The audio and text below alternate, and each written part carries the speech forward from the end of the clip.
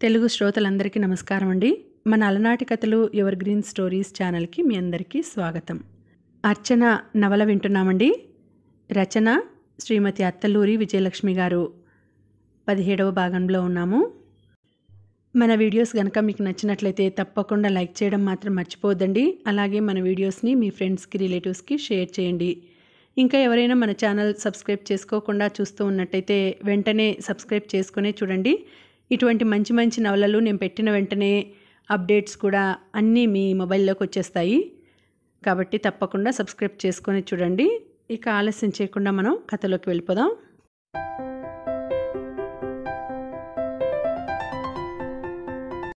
అభినందనల పరంపరలో పూల గుత్తుల పరిమళాలతో ఉక్కిరి బిక్కిరి అయింది. నోరంతా తీయగా తన అభిమానులు పంచిన స్వీట్స్తో, మనసంతా ఆహ్లాదంగా తేలిగ్గా హాయి హాయిగా మని సాగే, పెదాలు అస్పష్టంగా పాడసాగాయి. హాయిగా నిద్రపోయింది అర్చన. మాధవి మళ్ళీ నెల తప్పింది. 4వ నెల. నీలవేణి నిశ్చయతాంబూలాలు తీసుకున్న రోజే ఈ విషయం తాయారమ్మకి తెలిసింది. ఆవిడ చాలా సంతోషించింది. ఓ మంచి రోజు చూసి 5వ నెల రాగానే సీమంతం జరిపించింది. 4 ముత్తైదువులను పిలిచి చలిమిడి స్వీట్లు చేసి ఒక మంచి చీర పెట్టి చేతులకు గాజులు వేయించింది. ఇదంతా ఏంటండి అని చెమర్చిన కళ్ళతో అడిగిన మాధవి చెక్కిళ్ళు నిమురుతూ నవ్వింది. నీ దగ్గర నాకు ఆడపిల్లలు లేని లోటు తీర్చుకుంటున్నానమ్మా అన్నది. మాధవి మనసు ఆర్ద్రమైంది. ఎంత మంచిది ఈమె అనుకుంది. శ్రావణమాసంలో ముహూర్తం. ఇంకా 20 రోజులుంది పెళ్లికి. నీలవేణి అసలు ఆ విషయమే తెలియనట్టు చాలా మామూలుగా తన రొటీన్ పనుల్లో బిజీగా ఉంటోంది. తనకి పెళ్ళి అన్న ఆలోచన కానీ, తన జీవితం సెటిల్ అవ్వబోతోందన్న ఉద్విగ్నత కానీ, ఆరాటం కానీ ఏమీ లేకుండా నిర్వికారంగా ఉన్న నీలవేణిని చూస్తుంటే మాధవికి ఆశ్చర్యం కలగసాగింది. ఓ రోజు అడిగేసింది. గార్డెన్లో కూర్చొని తాయారమ్మ, మాధవి మాట్లాడుకుంటున్నారు. బాబుని తీసుకుని నీలవేణి దొంగ పోలీస్ ఆడుతోంది. తుళ్ళుతూ నవ్వుతూ ఆడుకుంటోన్న ఆమెను చూసి అంది మాధవి, ఈ అమ్మాయి పెళ్లికి పూర్తిగా అంగీకరించిందా పిన్నిగారు? ఆవిడ నిట్టూర్చింది. మాధవి ఆమె వైపు వింతగా చూసింది. ఏంటండి ఏమైంది అడిగింది. ఏమోనమ్మా, పెళ్లి పట్ల పెద్దగా ఆసక్తి చూపించలేదు. ఎందుకో ఆ రోజు పెళ్లి చూపుల నాడు ఒకటే ఇదిగా ఏడ్చింది. ఎందుకు? ఆశ్చర్యంగా చూసింది. ఏమో, నాకు భయంగా ఉంది అమ్మగారు అంటూ ఏడ్చింది. అంతేనా? ఊపిరి పీల్చుకుంది మాధవి. ఆవిడ అలా అనగానే ఒక్క క్షణం మాధవికి భయం, అనుమానం కూడా కలిగాయి. ఈ అమ్మాయి వేణు పట్ల ఆకర్షితురాలు కాలేదు కదా అనుకుంది. ఆవిడ భయపడింది అనగానే అమ్మయ్య అనుకుంది. కాసేపు మాట్లాడి ఆవిడ స్నానం చేయడానికి లోపలికి వెళ్ళగానే నీలవేణి దగ్గరకు నడిచింది మాధవి. బాబు అప్పుడే అటుగా వచ్చిన కృష్ణస్వామి దగ్గరకు పరిగెత్తాడు. రా నీలవేణి, కాసేపు అక్కడ కూర్చుందాం అంది మాధవి ఓ పక్కగా అల్లుకున్న జాజిపందిరి కింద ఉన్న సిమెంట్ బెంచిని చూపిస్తూ. రండి అంటూ ముందుకు నడిచి బెంచీ మీద రాలిన పూలు ఎరసాగింది నీలవేణి. కొంత భాగం తన చీర చెంగుతో తుడిచి కూర్చోండి అంది. నువ్వు కూర్చో అంది మాధవి తను భారంగా కూర్చుంటూ. ఇప్పుడే వస్తాను, దారం తెస్తాను, పూలు చాలా ఉన్నాయి కదా, మాల కడతాను అంటూ లోపలికి పరిగెత్తింది నీలవేణి. ఆమె వెళ్ళిన వైపు చూస్తూ ఈ అమ్మాయికి హైదరాబాద్ నీళ్లు బాగానే సరిపడ్డాయి అనుకుంది మాధవి. కొన్ని క్షణాల్లోనే దారపుండతో వచ్చిన నీలవేణి ఏరిన పూలన్నీ ఓ పక్కగా కుప్పగా పోసి తను మాధవికి కొంచెం ఎడంగా కూర్చొని మాల కట్టసాగింది. ఎంతో నేర్పుగా చకచకా మాల కడుతున్న నీలవేణిని ఆసక్తిగా చూడసాగింది మాధవి. ఇంత బాగా మాల కట్టడం ఎక్కడ నేర్చుకున్నావు? నీలవేణి నవ్వింది. కొన్ని పనులు కొందరికి పుట్టుకతోనే అబ్బుతాయక్క, మీకు చదువు అబ్బినట్టు. మాధవి ఆశ్చర్యపోయింది. ఎంత చక్కటి సమాధానం! ఈ అమ్మాయి తెలివైందే అనుకుంది. నీ పెళ్ళికి నా నుంచి ఏం బహుమతి కావాలి నీలవేణి అడిగింది మాధవి. నీలవేణి మొహం మ్లానమైంది. ఏం సమాధానం చెప్పకుండా తల వంచుకొని మాల కట్టసాగింది. మాధవి కొన్ని క్షణాలు సమాధానం కోసం ఎదురుచూస్తూ పరిసరాలు గమనిస్తూ మధ్య మధ్య ఆమె మొహంలో భావాలు పరిశీలించసాగింది. చల్లగాలి వీస్తోంది. ఉండుండి జాజిపూల పరిమళం వస్తోంది. బంతిపూలు బార్డర్లా ఉన్నాయి. ఆ లాన్కి పసుపు, నారింజ రంగుల్లో అందంగా శోభాయమానంగా ఉన్నాయి. గులాబీలైతే లెక్కలేదు. అన్ని రంగులు తెప్పించి వేయించాడు వేణు. గులాబీల పట్ల మొత్తం అతనిదే శ్రద్ధ. రోజూ ఇంటికి రాగానే గులాబీ మొక్కలన్నింటినీ చూస్తూ అవసరమైతే మందులు చల్లడం, కొమ్మలు కట్ చేయడం, గడ్డి మొక్కలు మొలిస్తే పీకేయడం వంటి పనులన్నీ చేస్తుంటాడు వేణు. దూరంగా కృష్ణస్వామి బాబుని ఒళ్ళో కూర్చోబెట్టుకుని కథ చెబుతున్నట్టున్నాడు. వాడు శ్రద్ధగా వింటున్నాడు. మాధవి నీలవేణి వైపు చూసింది. మాల కడుతోన్న ఆమె కుడి చేతి మీద చిన్న నీటి బొట్టు. మాధవి కళ్ళెత్తి చూసింది. నీలవేణి కళ్ళ నుంచి నీళ్లు బొటబొటా కారుతున్నాయి. నీలవేణి! మాధవి ఆ చేతి మీద తన చెయ్యి ఉంచి గాబరాగా పిలిచింది. నీలవేణి పూలమాల పక్కన పెట్టి చెంగుతో కళ్ళు తుడుచుకుంది. ఎందుకేడుస్తున్నావు? అడిగింది మాధవి. ఏం లేదు. చెప్పు, నేను నీకు అక్కను కదా, చెప్పు. ఎందుకేడుస్తున్నావు? నీకు ఈ పెళ్ళి ఇష్టం లేదా? అది కాదు, గబగబా తల ఊపుతూ అంది నీలవేణి. మరెందుకేడుస్తున్నావు? ఏం లేదక్కా. అక్క అని పిలిచాక అబద్ధం చెప్పకూడదు, చెప్పు. బొంగురుపోయిన గొంతుతో అంది. ఈ ఇల్లు, బాబు, అయ్యగారు, అమ్మగారు ఇదంతా వదులుకొని ఎక్కడికో ఎవరితోటో బతకడానికి వెళ్ళడం అని తలుచుకుంటేనే నాకు భయంగా ఉంది. ఇక్కడి నుంచి వెళ్ళాలని లేదక్కా. మాధవి అమ్మయ్య అన్నట్టు గట్టిగా ఊపిరి పీల్చుకొని అంది. పిచ్చిదానా! కని పెంచిన తల్లిదండ్రులను, రక్తం పంచుకు పుట్టిన వాళ్లను కూడా వదిలి అత్తగారింటికి వెళ్లాల్సిందే ఆడపిల్లలు. అలాంటిది ఏదో కొంతకాలం వీళ్ళింట్లో ఆశ్రయం పొందిన నీకు వాళ్ల పట్ల అంత మమకారం, ఆపేక్ష ఉంటే ఎలా? కానీ అక్కడ వాళ్ళెలాంటి వాళ్ళో ఏంటో నాకేం తెలియదు. నాకు నలుగురిలో మాట్లాడడం, ప్రవర్తించడం కూడా రాదు. అదే వస్తుంది. 4 రోజులు వాళ్లతో గడిపితే నీకు ఎలా మాట్లాడాలి, ఎలా ప్రవర్తించాలి అనే విషయాలు తెలుస్తాయి. అదేం కోర్సా? చదువుకోవాలి, బట్టి పట్టాలి అనుకోవడానికి. కానీ ఏంటో అంది నీలవేణి నిరాశగా. అంతా నీ భయం.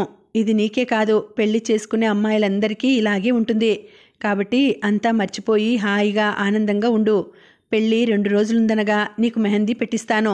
నా ఫ్రెండ్ ఒక అమ్మాయి ఉంది, తను చాలా బాగా పెడుతుంది, సరేనా? నీలవేణి చెయ్యి అందుకుని అంది మాధవి. తల ఊపింది నీలవేణి. మళ్ళీ మాల చేతికి తీసుకుని ఇంకా కొన్ని పూలు కట్టి ఆ మాల మాధవికిచ్చింది. థ్యాంక్ యూ అంటూ ఆ మాల అందుకుని జడలో తురుముకుంది మాధవి.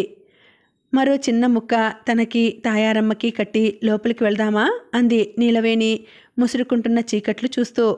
పద అంటూ లేచింది మాధవి. పెళ్ళి ఇంకా వారమనగా జరిగింది ఆ సంఘటన.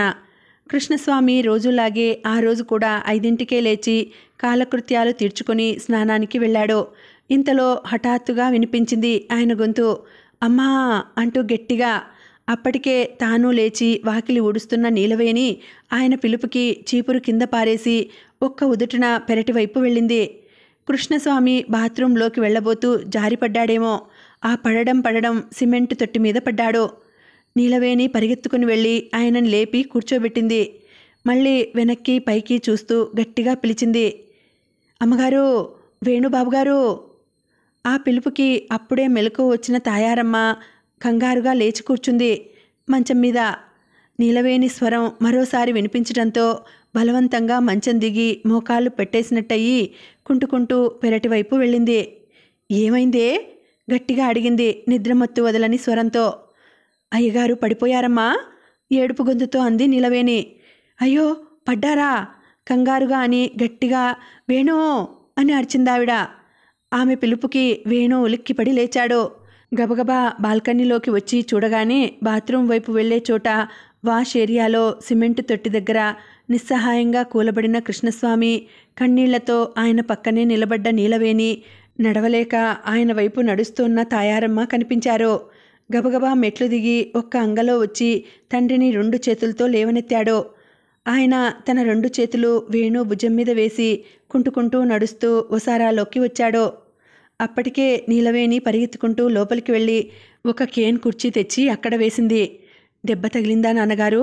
ఆయన్ని కుర్చీలో కూర్చోబెడుతూ అడిగాడు వేణు. తగిలినట్టుందిరా, నడుం దగ్గర కలుక్కుమంది, లేవలేకపోతున్నాను, బాధ అణుచుకుంటూ అన్నాడాయన. ఇప్పుడే డాక్టర్ దగ్గరకు వెళదాం నాన్నా, నేను బట్టలు మార్చుకుని కారు బయటికి తీస్తాను అంటూ వేణు చకచకా వెళ్ళి బట్టలు మార్చుకుని కారు గ్యారేజ్లోంచి బయటికి తీశాడు.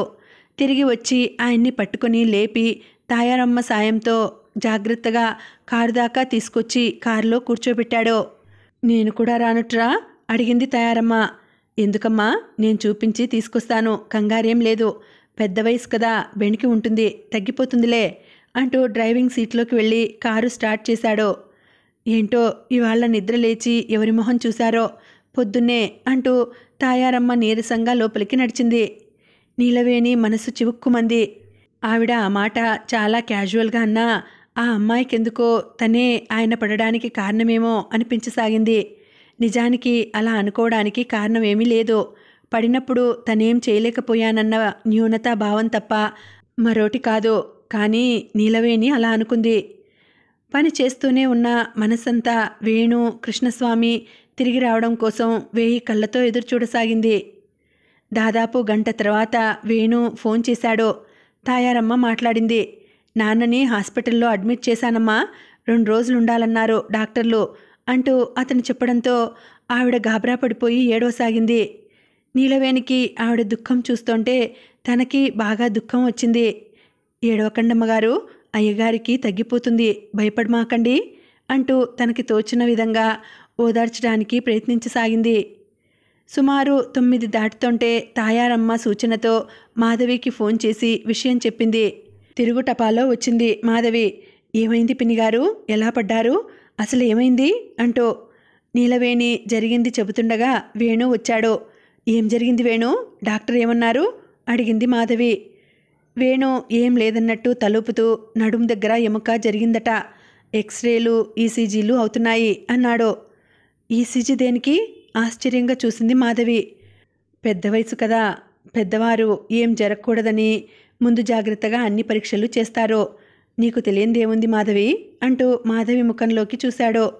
అప్పుడే మాధవి కూడా వేణు వైపు చూడడంతో అతని సైగా అర్థం చేసుకున్న దానిలా అప్పటికి ప్రశ్నల పరంపర ఆపేసింది. కాసేపయ్యాక తాయారమ్మ పూజ చేసుకోవడానికి నీలవేణి వంటగదిలోకి వెళ్లడంతో వేణు మాధవికి చెప్పాడు. నాన్నకి మైల్డ్ అటాక్ వచ్చింది, అలా పడిపోవడంతో భయపడ్డట్టున్నారు. కారులో వెళ్తుండగానే సడన్గా గుండె చేత్తో పట్టుకున్నారు, ఒళ్ళంతా చెమట పట్టేసింది. నాకు చాలా భయం వేసింది. లక్కీగా డాక్టర్ అవైలబుల్గా ఉన్నారు. వెంటనే ఎమర్జెన్సీ కింద అడ్మిట్ చేసుకున్నారు. ప్రస్తుతం ఓకే, పడుకున్నారు. అయ్యో, ఎంత పని జరిగింది వేణు, బాధగా అంది మాధవి. ఏం చేస్తాం, నిట్టూర్చాడు వేణు. నీలవేణి వేణుకి మాధవికి కాఫీ తెచ్చిచ్చింది. ఆ తర్వాత వేణు ఆఫీస్కు సెలవు పెట్టడం, మాధవి కూడా వేణుతో వెళ్ళి కృష్ణస్వామిని చూసి రావడం, ఇదంతా జరగడంతో తాయారమ్మకి తెలిసిపోయింది ఆయనకి హార్ట్అటాక్ వచ్చిందని. ఆవిడ ఏడుపు మొదలుపెట్టింది. మీరేం భయపడకండి పిన్నిగారు, ఆయనకేం కాదు, క్షేమంగా వస్తారు అంది మాధవి ఆవిడ్ని ఓదారుస్తూ. ఏమో తల్లి, ఆ ఏడుకొండలవాడి దయ, ఆయన క్షేమంగా ఉండాలి. ఉంటారన్నాగా, నా మాట నమ్మండి అంది మాధవి అభయం ఇస్తున్నట్టుగా. అయితే ఆమె మాట నమ్మే లోపలే ఆయనకి మరోసారి అటాక్ రావడం, క్షణాల్లో ఆయన ప్రాణాలు అనంతవాయువుల్లో కలిసిపోవడం జరిగింది. కళ్యాణం జరగాల్సిన ఇంట్లో విషాదం కమ్ముకుంది. కృష్ణస్వామి జీవితంలో మొదటిసారిగా అస్వస్థుడై హాస్పిటల్ పాలు కావడం, అదే ఆఖరుసారి అయి శాశ్వతంగా కన్నుమూయడం జరిగిపోయింది. మాధవిని, తాయారమ్మని, నీలవేణిని ఓదార్చడానికి వేణు, చక్రవర్తి గాంభీర్యం నటించాల్సి వచ్చింది. కానీ వేణు గుండెల్లో బడబాగ్ని రగలసాగింది. నాన్న లేరు అని తలుచుకుంటే అతనికి ప్రపంచం శూన్యంగా అనిపించసాగింది. నాన్న లేరా? మరోసారి అలా పదే పదే తనను తాను ప్రశ్నించుకుంటూ కన్నీళ్లు కార్చలేక, గుండెల్లో సుడులు తిరుగుతున్న సుడిగుండాలను తట్టుకోలేక సొమ్మసిల్లిపోయాడు. బ్యాంకులో వాళ్ళతో పనిచేసే మరికొందరు స్నేహితులు, ఊరి నుంచి వచ్చిన బంధువులు, సన్నిహితుల సమక్షంలో మర్నాటికల్లా వేణుతో దగ్గరుండి కార్యక్రమాలు జరిపించారు చక్రవర్తి. మాధవి కొంచెం మనసు దిటువ చేసుకుని తాయారమ్మకి తానే ఓ తల్లయి ఓదార్చసాగింది. ఎవరు ఎలా ఎంతగా ఓదార్చినా 40 ఏళ్ల వైవాహిక జీవితంలోని అనుబంధాన్ని 24 గంటల్లో మర్చిపోవడం సాధ్యమా? అలా సాధ్యమైతే ఈ అనుబంధాలకు అర్థమేంటి అనుకున్నాడు చక్రవర్తి. వారం రోజుల్లో జరగాల్సిన నీలవేణి పెళ్లి వాయిదా పడిందన్న సంగతి కూడా ఎవరికీ గుర్తురాలేదు, పెళ్లివారు ఫోన్ చేస్తే తప్ప. విషయం తెలిసిన పెళ్లివారు వెంటనే వచ్చారు. జరిగిన దానికి చాలా బాధపడ్డారు. పెళ్లి నిరవధికంగా వాయిదా పడింది.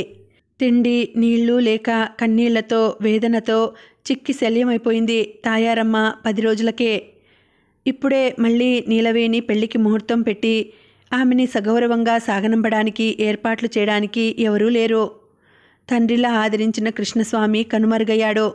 తల్లిలా హక్కున చేర్చుకున్న తాయారమ్మ పుట్టెడు దుఃఖంతో గుండెల్లో సప్త సముద్రాలను నింపుకుంది. వేణుకి తన గురించి తానే ఆలోచించుకునే శక్తి కూడా నశించిపోయింది. బాబుని చూసుకుంటూ తాయారమ్మని కళ్ళల్లో పెట్టుకుని కాపాడుతూ మధ్య మధ్య గుండె పగిలేలా ఏడుస్తూ కాలం వెళ్లదీస్తోంది నీలవేణి. మాధవి దాదాపు ప్రతిరోజు బాబుని స్కూల్కి, చక్రవర్తిని బ్యాంకుకి పంపించి వచ్చి తాయారమ్మ దగ్గరే ఉంటోంది. తనకు చేతనైన విధంగా ఆవిడకి ధైర్యం చెబుతూ నచ్చచెబుతూ దగ్గరుండి భోజనం తినిపించడం, కాసేపు పిల్లల కబుర్లు చెబుతూ ఆహ్లాదపరచడానికి ప్రయత్నిస్తూ సాయంకాలం వరకు ఆవిడని కనిపెట్టుకొని ఉంటోంది. ఇప్పుడు ఇంట్లో పని, బాబు పని, వంట పని మొత్తం నీలవేణి భుజస్కంధాలపైన పడింది. దానికి తోడు విషాదం మూర్తీభవించిన నిద్రాహారాలకు దూరమైన తాయారమ్మ బాధ్యత. వేణుకి క్యారేజీ సర్ది డైనింగ్ టేబుల్ మీద పెట్టేస్తుంది. డ్రైవర్ తీసుకెళ్లి కారులో పెట్టేస్తాడు. వేణు సగం మాత్రం తింటాడు, మిగతాది అలాగే వదిలేస్తాడు. ఉదయం బ్రేక్ఫాస్ట్ ఏం తింటాడో తెలియక ఏం అడిగితే ఏమంటాడో అనే భయంతో నీలవేణి సందిగ్ధంగా మాధవితో అంది. అక్క, వేణుబాబుగారు ఉదయం ఏం తింటారో అడిగి చెప్తావా? పాపం నేను ఆయనకి ఏం టిఫిన్ చేయడం లేదు. మాధవికి జాలేసింది. ఇంట్లో పెద్ద దిక్కులైన వాళ్లల్లో ఒకరు పోయారు, ఒకరు మానసికంగా ఈ లోకంలో లేరు. వేణుతో మాట్లాడదు. ఈ అమ్మాయికి ప్రస్తుత పరిస్థితి అగ్ని పరీక్ష లాంటిది. సన్నగా నిట్టూర్చి అంది. వాళ్ళ బ్యాంకులో క్యాంటీన్ ఉంటుందిలే వేణి, నువ్వేం ఇబ్బంది పడకు. ఆకలేస్తే అక్కడ తింటాడు. ఇంకొక నెల రోజులు గడిస్తే అన్నీ సర్దుకుంటాయి.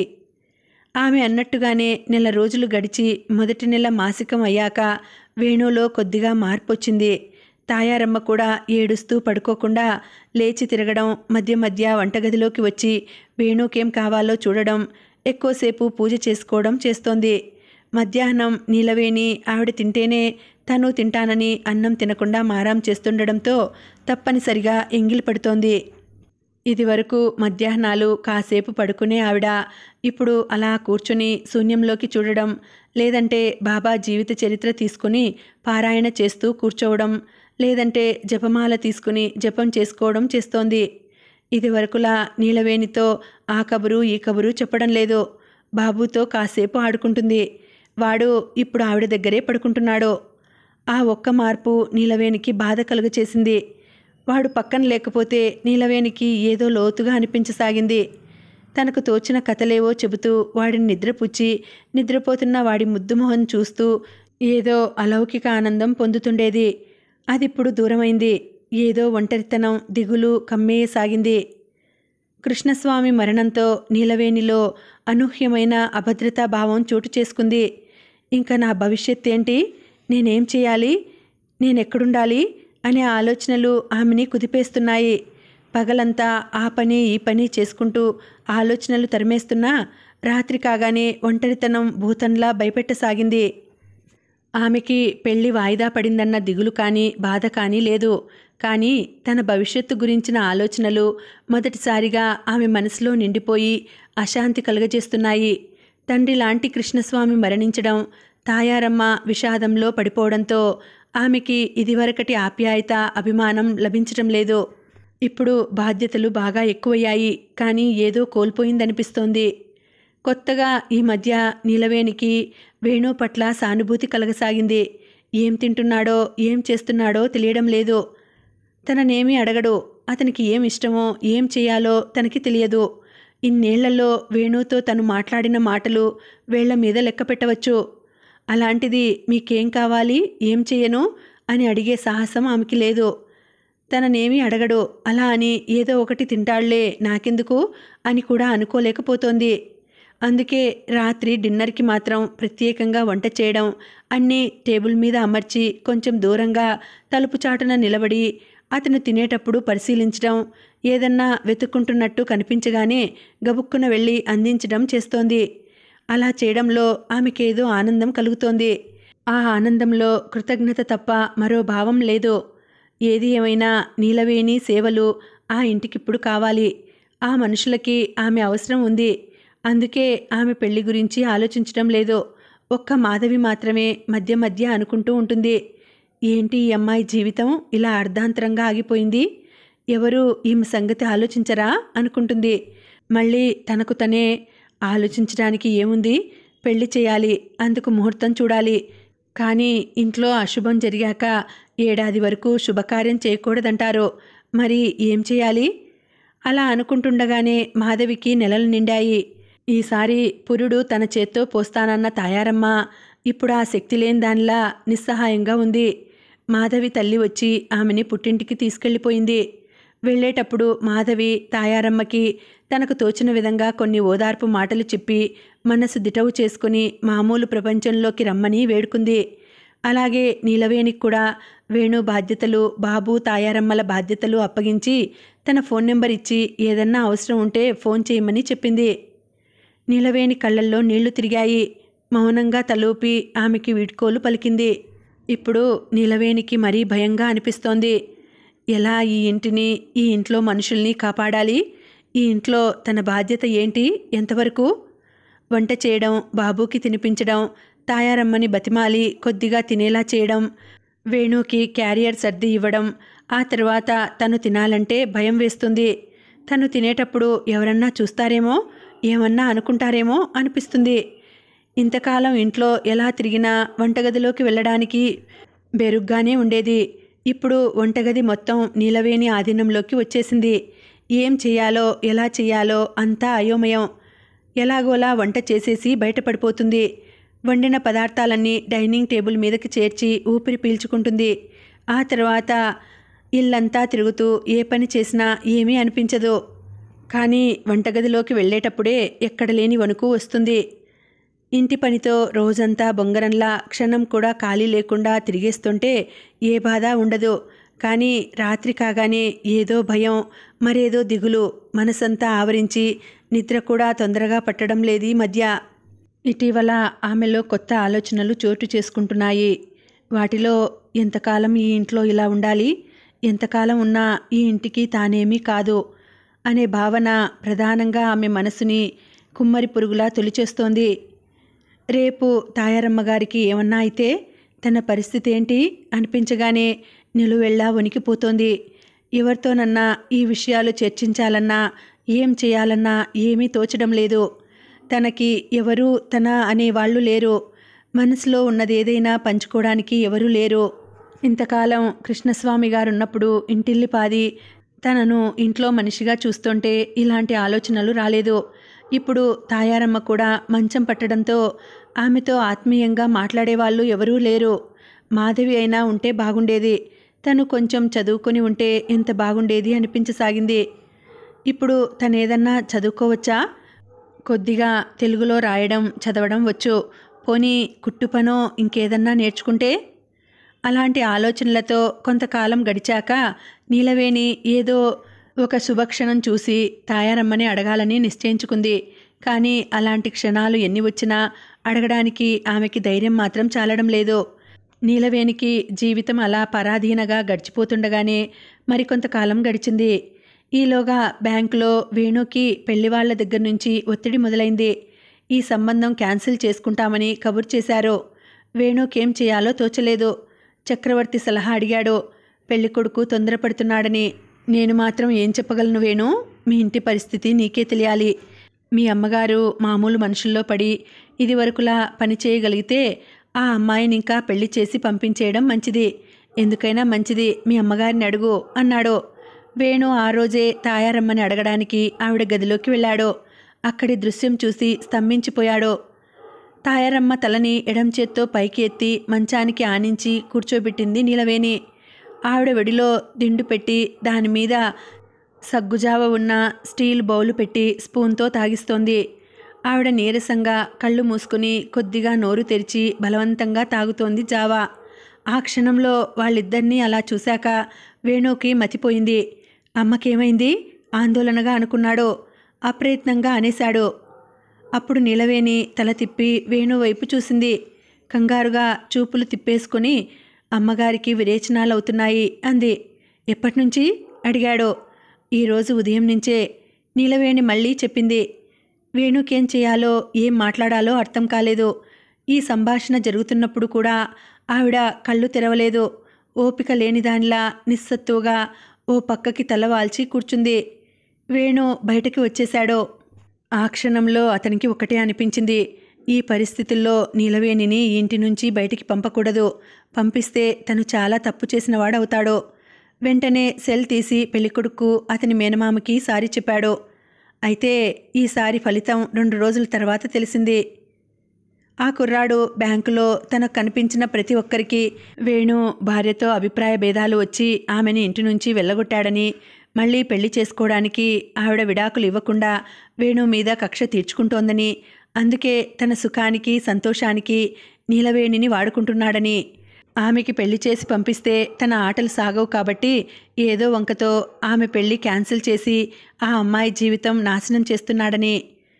ఏం వేణు, బాధ్యతలు లేకుండా ఖర్చు లేకుండా ఎంజాయ్ చేయడం అంటే మామూలు విషయం కాదోయ్, లక్కీ ఫెలోవి అని కొందరు మిత్రులు వెటకారంగా నవ్వుతుంటే వేణుకి ఈ విషయాలు తెలిసాయి.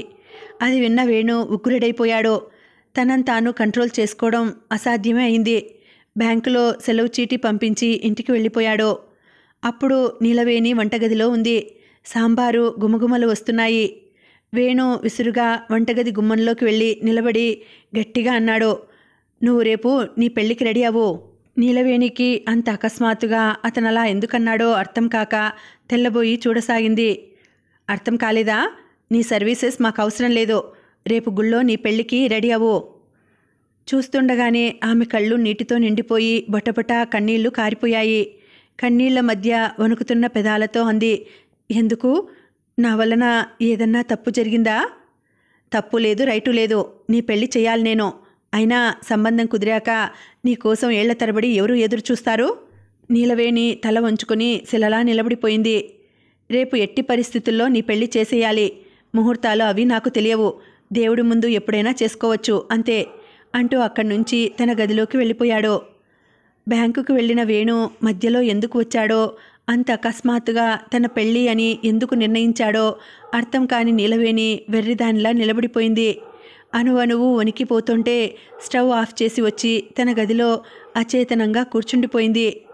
వేణు మాటలు చెవుల్లో ప్రతిధ్వనిస్తుంటే అతని ప్రవర్తనకి మాటలకి నిర్వచనం తెలియక ఎవరిని అడగాలో అర్థం కాక అయోమయంగా గడిపిన నీలవేణికి హఠాత్తుగా మాధవి ఇచ్చిన నెంబర్ గుర్తొచ్చి ఆమెకి ఫోన్ చేయడం కోసం మెట్లు దిగి హాల్లోకి వచ్చింది.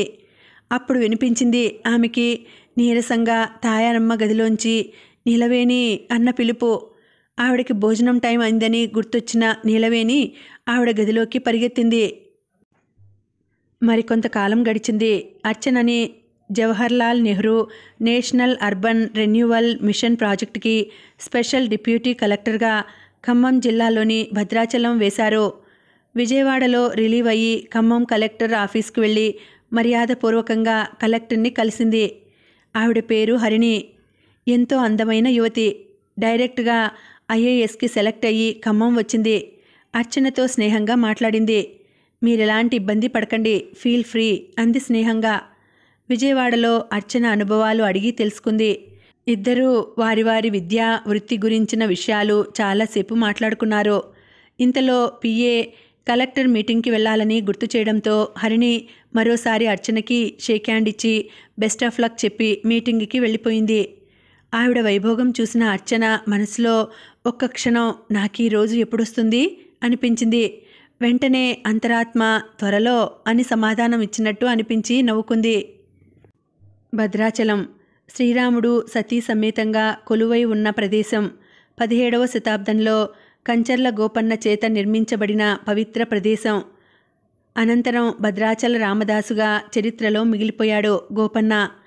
అంతేకాక మహర్షి భద్రాద్రి తపస్సుకు మెచ్చిన రాముడు సీతాన్వేషణ అనంతరం రావణుడిని వధించి సీతను తోడ్కొని వస్తూ మహర్షి భద్రాద్రికి మోక్షం ప్రసాదించాడని, ఆయన పేరుతోటే భద్రాద్రి పిలువబడుతోందని అంటారు. అలాగే పోకల దమ్మక్క అనే మహిళకు స్వప్నంలో కనిపించి తన విగ్రహాల ఆచూకీ తెలిపాడని, అవే నేటి భద్రాచలంలోని విగ్రహాల కథలు. అఫీషియల్ డ్యూటీ మొదలుపెట్టే ముందు రాముడిని దర్శించుకోవాలని పిఏకి చెప్పింది. వెంటనే అట్టహాసంగా ఏర్పాట్లు జరిగాయి. కలెక్టర్ గారు వస్తున్నారు అంటూ అక్కడ ప్రతి వాళ్ళు చేసిన హడావిడి ఆర్భాటం అర్చనకి తమాషాగా అనిపించింది. నడుస్తుంటే కాళ్ల క్రింద రెడ్ కార్పెట్ పరచకపోయినా పరిచినంత హడావిడి చేశారు. చుట్టూ విస్తరించిన గోదావరి నది మధ్యలో కొండమీద వెలిసిన కోదండరాముడు, శ్రీరాముడు, అయోధ్యారాముడు. ఆంధ్రదేశంలోని పుణ్యక్షేత్రాల్లో తిరుపతి తర్వాత అత్యంత ముఖ్యమైన పుణ్యక్షేత్రంగా పేరు పొందిన భద్రాచలంలో పనిచేసే అవకాశం రావడం అదృష్టం అనిపించింది అర్చనకి. దేశంలోనే అయోధ్య తర్వాత భద్రాచలమే రెండో రామక్షేత్రంగా ప్రసిద్ధి పొందింది. మూల విరాట్టుల విగ్రహాలు పడమటి వైపు తిరిగి ఉన్నాయి. రాముడు పద్మాసనంలో కూర్చుని ఉండి శంఖం కుడి చేతిలో, చక్రం ఎడంచేతిలో ధరించి మిగతా 2 చేతుల్లో శూలం, బాణం ధరించి ఉన్నాడు. రాముడికి ఎడంవైపు సీతాదేవి, ఆమెకి ఎడమ పక్కన లక్ష్మణుడు ఉన్నారు. దీపం వెలుగులో వెలిగిపోతున్నాయి విగ్రహాలు. సాధారణంగా తూర్పు వైపు ఫేస్ చేసి ఉంటాయి కదా విగ్రహాలు అడిగింది అర్చన ఎంఆర్ఓ సుధాకర్ని. ఇది ఈ ఆలయ ప్రత్యేకత. మూల విరాట్టులు పడమర ప్రవహిస్తున్న గోదావరి నది వైపు చూస్తున్నాయి అన్నాడు సుధాకర్. అలాగా అన్నట్టు తల ఊపింది.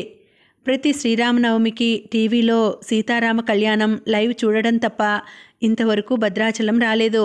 ఈ విధంగా రప్పించాడన్నమాట రాముడు అనిపించింది అర్చనకి. శ్రీరామనవమికి చూడాలిక్కడ ఉత్సవం, చాలా అద్భుతంగా ఉంటుంది అన్నాడు మళ్ళీ. తల పంకించింది అర్చన. ఆమె చూపులు విగ్రహాల వైపు మళ్ళాయి. ఆమెకు ఆ క్షణంలో భక్తిభావం నిలువెల్లా ప్రవహిస్తున్నట్టు అనిపించింది.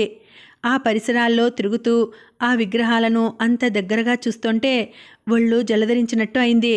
ఉద్యోగంలో చేరే ముందు తిరుపతి వెళ్ళింది. కానీ ఒకే ఒక్క క్షణం దర్శనం చేసుకోగలిగింది.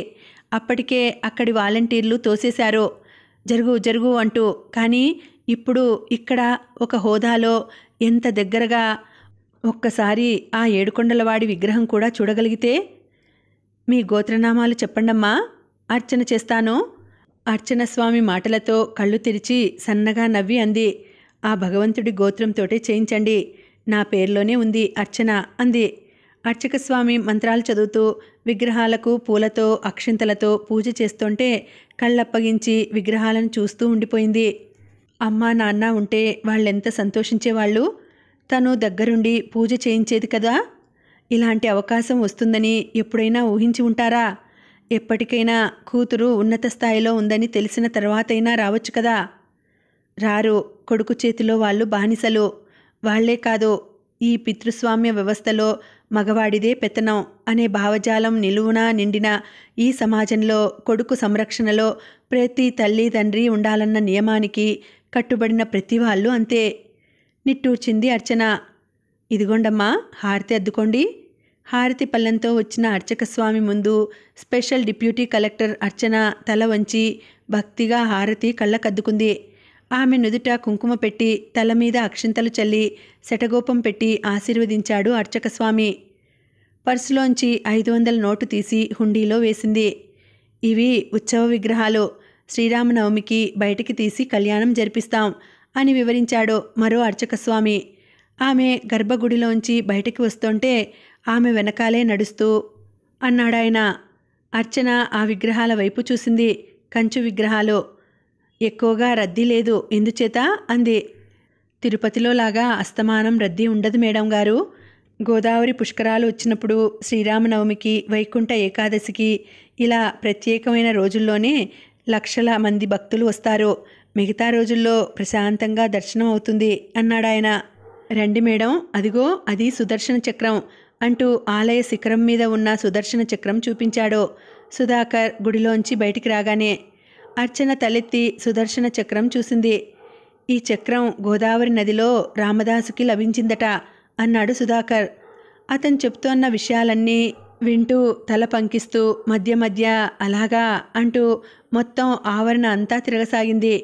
బాపు చిత్రించిన దశావతారాలు చూసి ముచ్చటపడింది. కళ్యాణం ఎక్కడ జరిపిస్తారు అడిగింది. రండి చూపిస్తాను అంటూ నమ్రతగా ముందుకు దారి తీశారు అర్చకులు. వారిని అర్చన అనుసరిస్తే ఆమెని పిఏ, ఎంఆర్ఓ మరికొందరు అనుసరించారు. కళ్యాణ మంటపానికి తీసుకొచ్చి చూపించాడు అర్చకస్వామి. ఇదేనండి కళ్యాణ మండపం. ఇక్కడ లక్షల మంది ఎలా సరిపోతారు? ఆశ్చర్యంగా అడిగింది. నవ్వాడు. మీరు చూసే ఉంటారు కదమ్మా, ఒకళ్ళనొకళ్ళు తోసుకుంటూ ఒకళ్ళ మీద ఒకళ్ళు పడిపోతూ తొక్కుకుంటూ మీరే చూస్తారుగా. ఇంకో నెలలో శ్రీరామనవమి రానే వస్తోంది అన్నాడు. అర్చన మౌనంగా ఉండిపోయింది. అక్కడి నుంచి బయటకి వచ్చి పర్ణశాలకు వెళ్లారు. రాముడి దండకారణ్యంలో వనవాసం చేసినప్పటి ప్రదేశంగా చెప్తారు. మొత్తం వనవాసం చిత్రిస్తూ చెక్కిన శిల్పాలు, సీతాదేవి పాదముద్రలు, సీతాదేవి మూర్ఛతో క్రింద పడిపోయిన విగ్రహం చూస్తూ ఆ శిల్పి చాతుర్యానికి అబ్బురపడిపోయింది అర్చన. ఎంత బాగున్నాయి, నిలువున జీవంతో కలకలలాడుతున్నాయి అనుకుంది అర్చన. ఓ పక్క నిండుగా ప్రవహిస్తున్న గోదావరి, మరో పక్క పర్ణశాల. నిజంగానే అక్కడ సీతారామ లక్ష్మణులు కొలువైనారేమో అనిపించింది. అక్కడి నుంచి కదలబుద్ధి కాలేదు. ఇంకా వేసవికాలం పూర్తిగా మొదలవలేదు. నది మేంచి చల్లగాలి వీస్తోంది. ఎండ ఉన్నా చురుక్కుమనడం లేదు. చల్లగా హాయిగా ఆహ్లాదంగా ఉంది. కొంచెం ఎక్కువసేపు అక్కడ గడిపింది. రావణాసురుడి విగ్రహం, బంగారు లేడిని చూపిస్తున్న సీత ఎంత బాగుంది. అక్కడి నుంచి జటాయువు పాకకి వెళ్లారు. రావణాసురుడు సీతను అపహరించుకొని వెళ్తున్నప్పుడు రావణుడిని అడ్డగించి భీకర పోరాటం సల్పిన జటాయువు రావణుడి దెబ్బలకు రెక్కలు విరిగి కూలబడి అక్కడే రాముడి కోసం ఎదురు చూస్తూ ఉన్నాడని చరిత్ర. ఇక్కడికి 55 కిలోమీటర్ల దూరంలో రెక్కపల్లి అని ఉంది. అక్కడ జటాయువు శరీర భాగం నుంచి ఒక రెక్క విరిగిపడి ఇప్పటికీ ఉంది. చూస్తారా అన్నాడు సుధాకర్. తర్వాత చూద్దాం అంది అర్చన నవ్వి. మేడం, లంచ్ టైం అవుతోంది, కొంచెం మెల్లగా నమ్రతగా గుర్తు చేశాడు పిఏ. పదండి గంభీరంగా అంటూ ముందుకి నడిచింది. ఆమెని అనుసరించారు పిఏ, సుధాకర్. దారిలో అన్నాడు సుధాకర్, రేపు పాపికొండలు, పేరంటాలపల్లి, ఇంకా కొన్ని ట్రైబల్ ఏరియాస్ చూడొచ్చు. తప్పకుండా ఈరోజు ఆఫ్టర్ లంచ్ ఆఫీస్కి వెడదాం అంది. ఇంకా విజిటింగ్ ఏమీ లేదు అన్నట్టుగా. కాసేపట్లో కారు ఆమె క్వార్టర్స్ దగ్గర ఆగింది. అర్చన కారు దిగి లోపలికి వెళ్ళిపోయింది. అప్పటికే ప్రసాదాలు తీసుకొచ్చి పెట్టారెవరో. ఆ పూటకి పులిహోర, చక్కెర పొంగలి, వడ, లడ్డు మొదలైన ప్రసాదాలు లంచ్గా స్వీకరించింది. మధ్యాహ్నం 3 అవుతుండగా ఆఫీస్కి బయలుదేరింది. సీట్లో కూర్చోగానే ఆమె కోసమే ఎదురుచూస్తున్నట్టుగా స్టాఫ్, కొందరు పార్టీ లీడర్లు, ఇతర ఆఫీసర్లు ఫ్లవర్ బొకేలు తీసుకొచ్చి మర్యాదపూర్వకంగా కలవడం, మధ్య మధ్య బలవంతంగా స్వీట్స్ ఇవ్వడం, గంటసేపు అదే సరిపోయింది. టేబుల్ ఫ్లవర్ బొకేలతో నిండిపోయింది. అటెండర్ని పిలిచి ఇంక కలవడానికి వచ్చేవాళ్ళని ఎవరినీ లోపలికి రానివద్దని చెప్పింది. పిఏని పిలిచి ఫైల్స్ తెప్పించింది. కాసేపట్లో తన విధుల్లో మునిగిపోయింది. ఇంకా ఉందండి, కథ కొనసాగుతుంది. మళ్ళీ వచ్చే వీడియోలో కలుసుకుంటాను.